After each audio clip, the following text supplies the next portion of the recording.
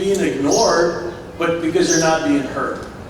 Motivating that group is an enigma, right? Because anybody who solves that, especially in a community like Kirby, elections can be won or lost by one vote, like Maria alluded to. And if you have 50 people thinking single-mindedly of the goals that are noteworthy, are noble, fixing roads, then you can change what happens in a community like this. So, any other questions? Good afternoon. Myself, I very much believe in a meritocracy. You are out here to get our votes, so I want to ask each of you to share with us 2 or 3 of the attributes that you feel you possess that would make you a good team member, from your life skills or skill sets that you've attained because you're looking at becoming part of a team working together to lead the city. It doesn't do any good if we have 7 finance directors and no one without any other skill sets. So share the skill sets or life skills that you have that you think will make you a valuable member of the team, so that we, the residents, will want to vote for you. Thank you. But we don't want you rubber stamping as a team either, right? So. Thank you. Well, I am in marketing, so one thing that I am really good at is presenting things to people and having them participate in things that they don't normally consider ever without somebody enticing them to do it. So I think that it'll be real helpful to help not only people get out to vote, but to become part of stuff. I've always been a very big advocate of having things like this, and of course enjoying it with props and stuff to have it look good. I'm real good at asking for donations or those types of things, and helping every little piece that I can. I bring about a lot of ideas, and that has always been one of my biggest things. I would say the last thing that would be great is I'm very persistent. I continue, and I don't give up very easily when it comes to things that I'm very passionate about, as you guys can plainly see.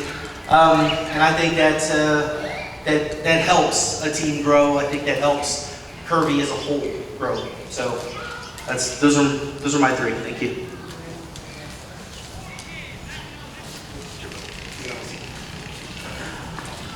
So I draw much of my experience on 2 very important events or experiences in my life. My very first job I ever had was at the age of 17 was teaching martial arts. This was for the Academy for the Martial Arts. If you've been to San Antonio, on the northeast side of San Antonio, you may remember them. They were on Waltham Road first, and then a little farther down there, and then over behind down O'Connor near Madison. It's one of the reasons why I am very comfortable standing up and speaking in front of a gathered group like this.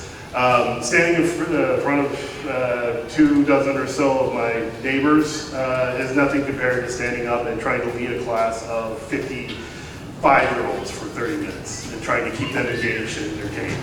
But that was a large part of my formative years, was in martial arts. I achieved a black belt at the age of 16, second degree at the age of 18, third degree sometime after that. I really kind of stopped caring about it after that point. But that means that things like discipline and integrity and confidence were a large part of my formative years. When you fast forward from that into what I do today is as a chiropractor. Being a chiropractor, I live in a very interesting part of the sphere, of healthcare, in that I get to spend much more time with my patients than probably anyone. When was the last time any of you went to see your primary care physician and saw them for any longer than 3 minutes? Right? I average probably about 15 minutes with each patient on a follow-up basis. With a brand new patient, I'm spending probably 30 or 45 minutes. And that is because with the initial examination, probably 75% of what goes to formulate my diagnosis for each individual patient comes from that patient history.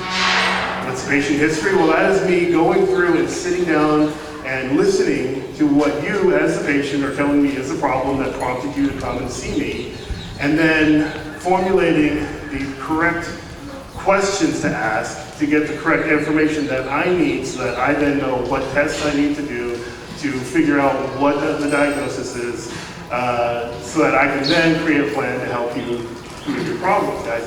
This is a process known as active listening. That means that I'm actively engaged in the process one-on-one with each individual patient to try to solve what their problem is. And that's something that I hope to, as a council member, to bring to the process and show the other council members what it means to sit there and actively engage one-on-one if necessary with our residents and our neighbors.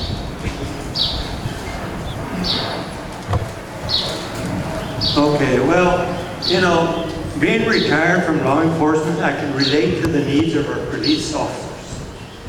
Because I know we've had discussions about the pay for police officers, and they deserve a lot more. But anyways, my thing is that I have knowledge of what officers go through, what they deserve, what they need, and I think that that would be something that's going to help, because we have a police department that is doing good, but always room for improvement.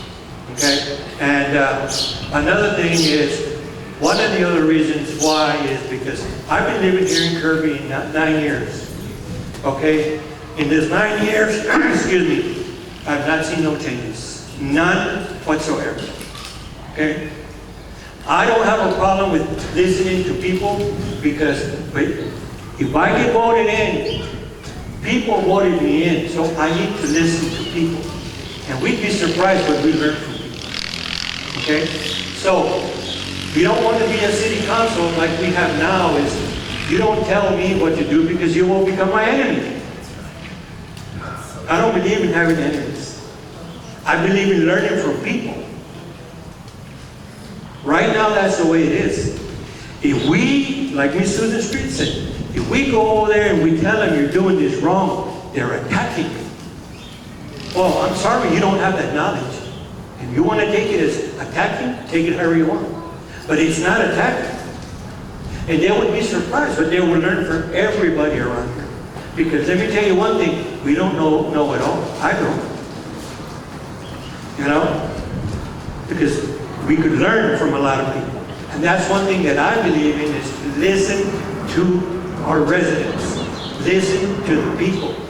I don't care if a city council member doesn't like me, we can get along and get the job done. You don't have to like me after we leave City Hall. Okay? I don't believe in having enemies. I believe in working together. Okay? If you come and tell me, you know what, David?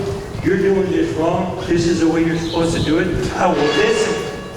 I will do research, and I'll find out what I'm doing wrong. And if I am, I will correct it. Excuse me. And I will thank you. That's the way it should be. That's why a lot of people don't want to speak up at city council meetings. They're afraid to make enemies. Because all these people up there, with the exception of 2 city council persons, you can't say nothing because you become their enemy. There's city council members that have become enemies because you don't support me. You don't support the mayor. That is totally wrong. And I don't plan on doing that. Okay? So we need to work at it together. And that's what I plan on doing, is working with whoever is on city council member. Whether they're my best friend or my worst enemy. Thank you.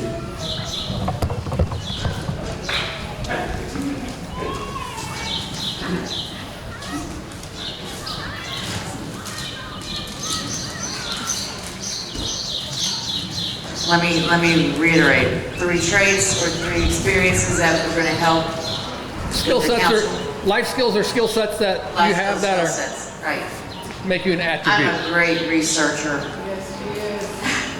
Yes, he is. I know where to look for information. I know how to read it.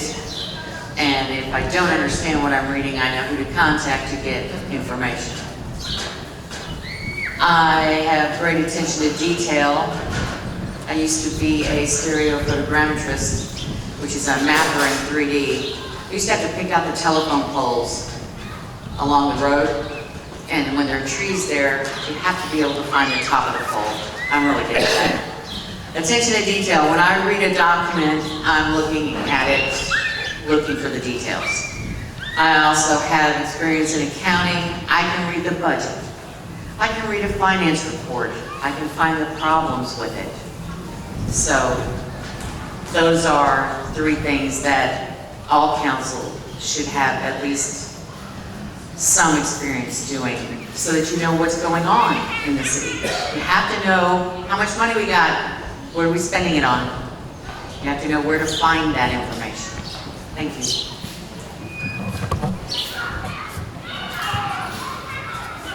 Thank you. So I think one of my greatest attributes is integrity. That is something that I have always believed in. That is something that I was raised at, being honest, being loyal, having integrity has always been something that is at the top of the list for me. As far as my skill sets, I had mentioned earlier that I am a social worker, and that means, of course, that I have to work with other disciplines. I work in the medical field, so I work with doctors, with nurses, with utilization management nurses, case managers, and all of that is a team. So we work together in order to bring results to our patients or our members. And so that practice that I have in working with a multidisciplinary team is what I feel helps me when I am up there working with 6 other individuals that have different personalities, different thoughts, different ideas. It's not always easy, but also just having that understanding that everybody is coming from a different view